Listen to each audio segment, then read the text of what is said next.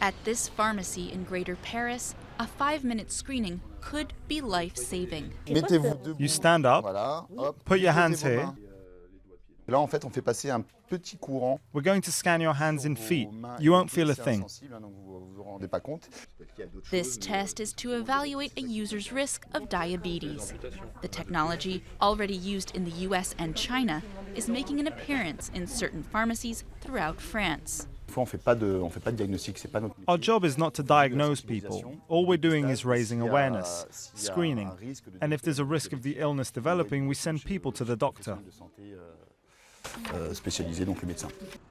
In France, more than 3.5 million people have diabetes, a surprising reality for a country that takes pride in a love of food but relatively trim waistlines. In fact, 700,000 people in France are estimated to have the disease without knowing it. Actor Jean Reno has been a type 2 diabetic for 10 years. A champion of World Diabetes Day, for him, awareness is key. I want people to wake up. There are many, many diabetics in the world, 33 million in the US. In Morocco, 24% of the population is diabetic. So it's time for people to wake up, that's all. Nicolas suffers from type 1 diabetes.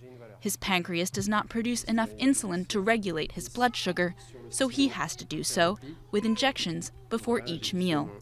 I grab my belly skin and I inject. It doesn't hurt. I've been doing it for 11 years.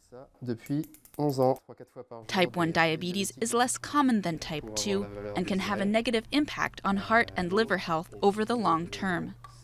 Both forms of the disease are manageable if treated, which is why awareness can make all the difference.